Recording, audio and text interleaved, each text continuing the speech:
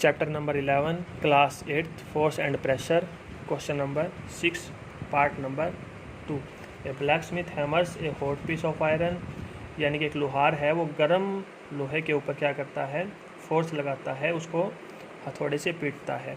How does force due to hammering affect piece of iron, तो उस ताकत से क्या हो जाता है जब वो हथौड़े से उसको पीटता है लोहे के टुकड़े को। Answer force due to hammering change the shape of object, यानी कि उससे उसकी आकृति बदल जाती है, जिसके ऊपर वो हथौड़े से उसको पीट रहा है उसकी आकृति क्या हो जाएगी, चेंज द शेप, बदल जाएगी। सातवां inflated balloon was pressed against wall after it has been rubbed with a piece of synthetic cloth. ये बोला कि फूला हुआ जो गुब्बारा है जब हम उसको क्या करते हैं, एक दीवार से क्या करते हैं, रगड़ते हैं, प्रेस करते हैं।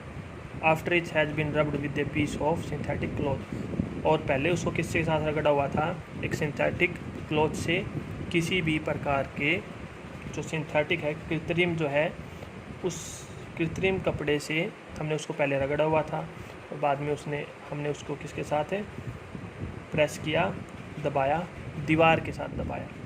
तो इट वाज फाउंड दैट, तो ये पाया गया कि balloon stick to the wall, यानी कि पहले किसी कपड़े से रगड़ करके और हम उसको किसके पास ले गए, दीवार के पास ले गए उसकी बैलून को, तो हमने क्या पाया कि वो चिपक गया दीवार के साथ गुब्बारा।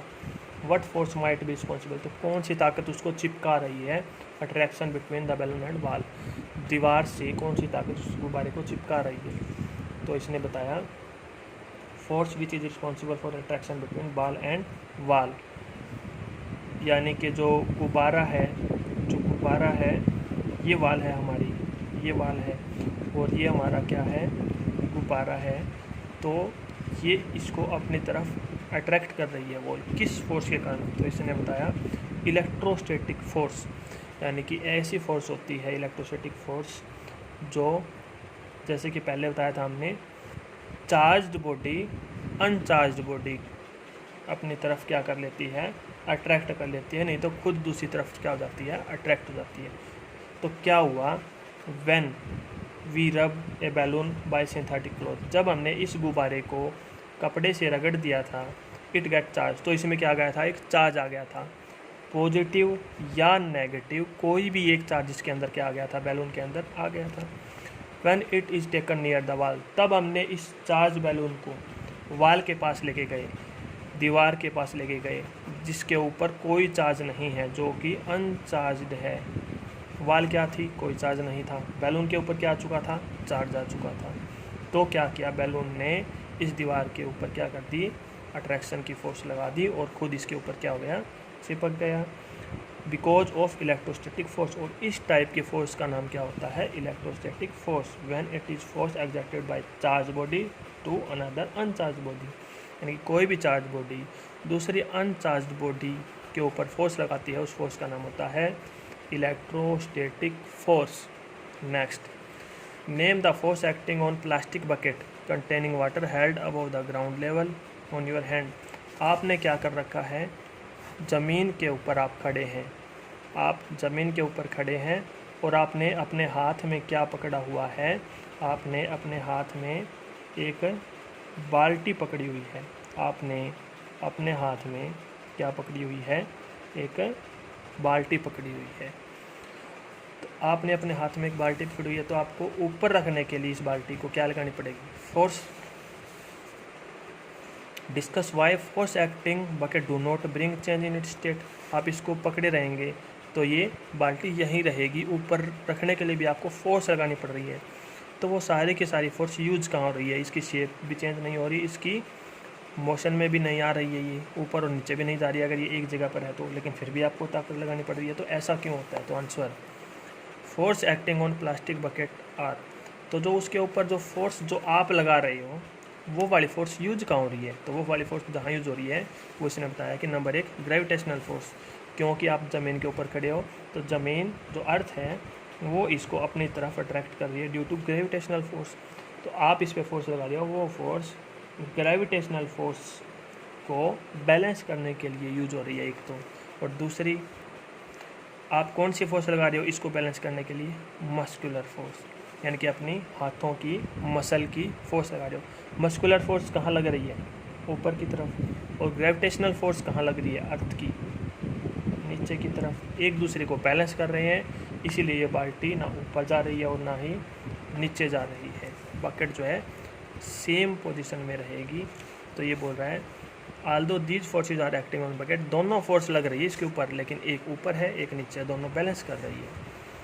तो no change in state of motion because, क्योंकि कोई भी बदलाव नहीं होता, ना ऊपर जाती ना नीचे, क्योंकि तो forces are balancing each other, एक दूसरे को क्या कर रही हैं, बैलेंस कर रही हैं। रिजल्ट नेट फोर्स 0, तो नेट फोर्स कितना हो जाता है इस बाल्टी के ऊपर, 0 हो जाता है। अब नेक्स्ट क्वेश्चन नंबर कितना आ गया हमारा 9।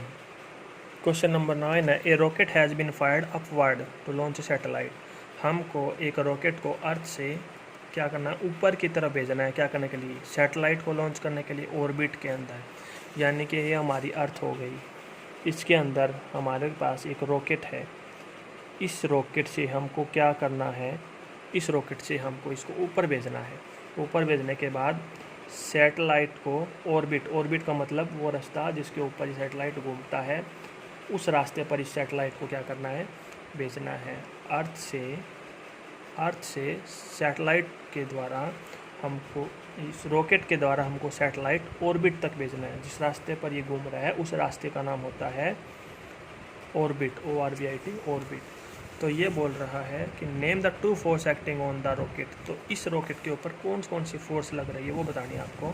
Immediately after having living launching pad, यानी कि जहाँ से ये निकलेगी, जहाँ से ये शुरू होगी ऊपर जाना, उस जगह से तुरंत जब ऊपर जाएगी तो उस समय उसके ऊपर कौन कौन सी फोर्स, कौन कौन सी ताकत लग रही होगी, ये हमको बताना। तो जैसे इसने आंसर में बताया कि 2 force acting on rocket immediately living after the launching pad are, number 1 frictional force, यानी कि जैसे ही ये ऊपर की तरफ जाएगी तो इसके ऊपर एक फ्रिक्शनल फोर्स लगेगी एयर की, जैसे कि हमने पीछे भी एक क्वेश्चन में देखा था कि जो एटमॉस्फेयर में एयर है वो इसको ऊपर जाने से क्या करेगी, रोकेगी। जब भी हम तेज़ बाइक चलाते हैं तभी हमारे मुंह पर, हमारे फेस पर एक फोर्स हम महसूस करते हैं जो हमारे को पीछे की तरफ धकेलती है। वो भी फोर्स कौन सी होती है, फ्रिक्शनल फोर्स। किसके कारण होती है, वो हवा के कारण होती है।